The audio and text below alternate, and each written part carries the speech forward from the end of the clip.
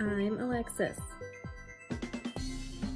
And I'm Tiffany, and we're the hosts of Legit KidLit, a video series where we get to see into the secret and silly lives of authors and illustrators.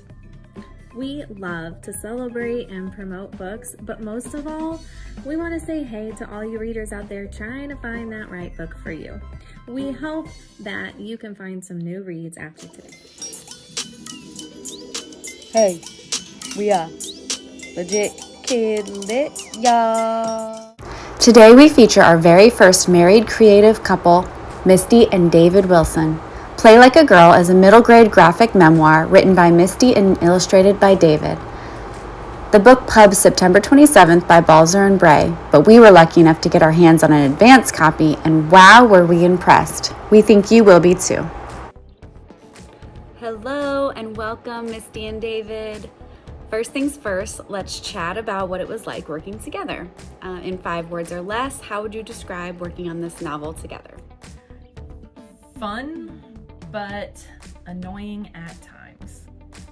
Misty, how did you feel when you saw the cover of Play Like a Girl? As the writer, I've always been curious, how much input did you have in the illustrations? So our editor actually emailed us the idea of using a photograph from when I was in 7th grade at our championship game in a group with the cheerleaders as inspiration for our cover. I hadn't had any sort of idea or bias about what the cover would look like, so I was totally fine with that. David did some sketches and he showed me, but honestly I was very much in the background for that. The only thing that I had an opinion on was the first time they sent over a font. I wasn't like a huge fan of that, but otherwise I was pretty good with the cover. We did go through, like, should you be smirking? Should you look angry? How big of a smirk, or is it a smile? So a lot of nuance in the facial expressions. Yeah, in the photo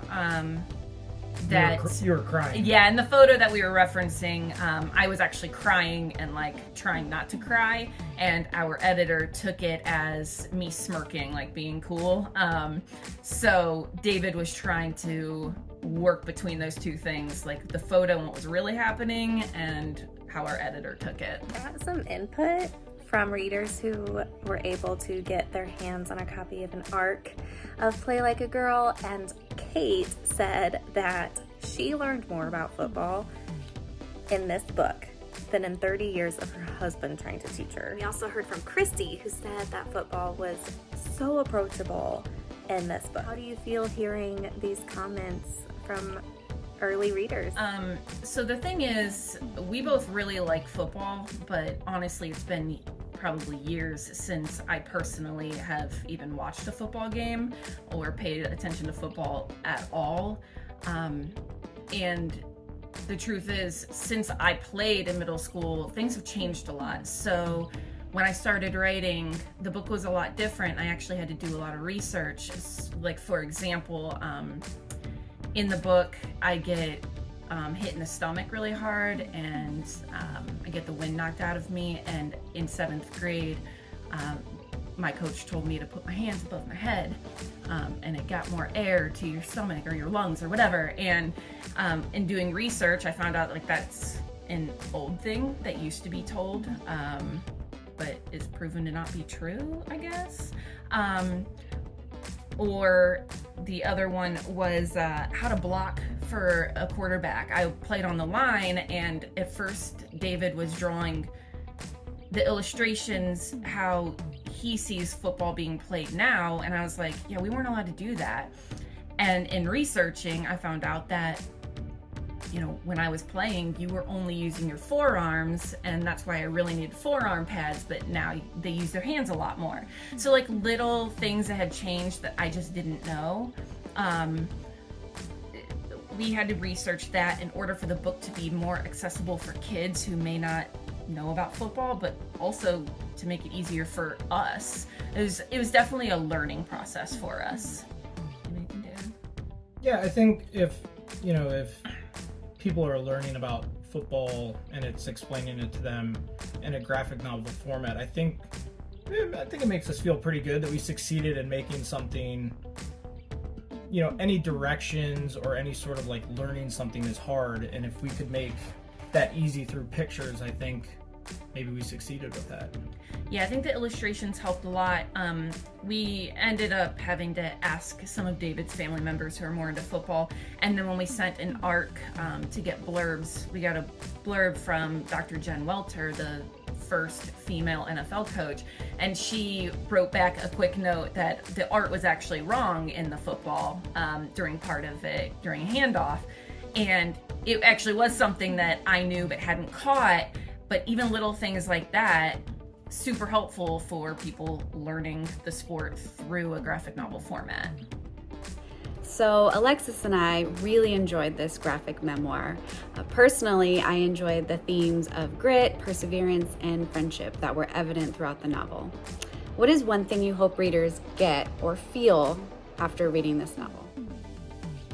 I think that the message of being true to yourself is the most important part of this book. Like, even though it's a book about perseverance and a girl playing football, a girl playing a male-dominated sport, whatever it might be, the idea of being true to yourself is really the message that I want kids to take away from it, because middle school is so hard for so many kids for so many reasons. But I think if you're true to yourself and you find your people, the people that really get you, it ultimately pays off. Do you think anyone from middle school will reach out to you after the book publishes, asking about them being featured in the book, or have they already? No one has reached out to ask if they've been featured in the book or if they are being featured in the book, though one kid, who's obviously no longer a kid, from my football team did follow me on Facebook, so it's possible that some people will. The girls representing the cheerleaders and my best friend Bree in the book are already friends with me on Facebook and other social media. I think that probably they'll read it and know exactly who they are, obviously, so it could end up being something that happens in the future. I do think it's important, though, to acknowledge that aspects of Play Like a Girl were fictionalized or condensed for several reasons, but mostly to streamline it and make it accessible for kids. Because, so for example, Ava is actually representative of a whole group of mean girls, but the stories, there was so much going on, it just got too complicated, so we condensed it in a way to keep my story true and the essence of what happened all true. And obviously people remember things, people experience things through a different lens, so they remember them a little bit differently. So I use like diaries and interviewing people in order to make sure it was as accurate as possible. But yeah, I mean, I think the people who are in it will definitely know who they are, and they could end up reaching out. Condensing characters also saved me from drawing a lot of different people. Yeah, that's true.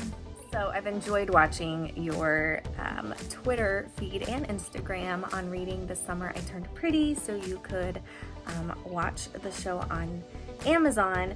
But I'm curious, what other recent middle grade books have you read and would you recommend? So I read a lot of middle grade graphic novels, but two that I picked out today were recent reads for me, but not necessarily published recently.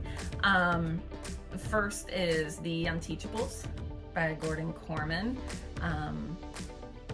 I don't know how much I'm allowed to say. I'm sort of using it as like a comp for book 2, but I'll leave it at that. I love it. And Jenny Han's Shug, which was published in 2006, but if you like To All the Boys I Loved Before, this is like the great middle grade version of Jenny Han. I mean, it's wonderful. I chose two of my favorite middle grade graphic novels, Twins by Varian Johnson and Shannon Wright, which is excellent, and Snapdragon by KidLit. both of those are really great too. Name something that inspires you. So we're both teachers. She teaches elementary and I teach college, and one thing we talk about a lot is how inspiring our students are, and seeing them come to class every day and work hard, and just kind of being inspired by, at least on with my students, kind of like this positive mentality. Yeah, when we first saw this question, that was the first thing that came to both of our heads, our students. It's so easy to, I don't want to say base characters off of them, but to see their struggles and be able to, and want to write a book that will help them get through what they're going through. And to see themselves represented, or see that they're not alone. So in many ways, students are super inspiring. Please tell us about any upcoming projects. So for book 2, again, I don't really know how much I'm allowed to say, but it will ultimately be a book about a boy and a girl who used to be friends and grew up together, and eventually had a friendship fallout, and after getting stuck in detention together, they find their way back to each other, back to their friendship. And I think I'll just leave that one at that, just because, again, I don't know. And then I'm also working on a contemporary YA with my agent right now. I'll be drawing that graphic novel.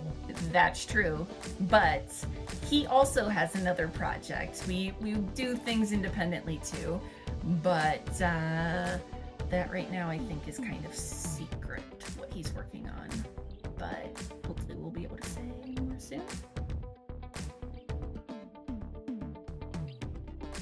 Right, before you go, how can teachers and educators and librarians reach you about author illustrator visits? We have not done any visits yet. I teach full-time, well, I teach part-time right now, but Monday through Friday. So we haven't been able to do much of anything. I think that probably in the fall visits will be limited because I'll still be working. However, just this morning I did sign with a booking agent. I don't think I'm up on the website or anything yet. So until I have that information available, you can contact me. You can go to mistywilsonwrites.com to contact me via email about any visits you might want to inquire about. We're definitely open to visits. I just might have to figure out any scheduling issues. I don't know your website anymore. If they need to contact you for any reason. It's workdavidwork.com. That's right. Okay, but really, he has like 3 websites. I can't keep track of them, okay?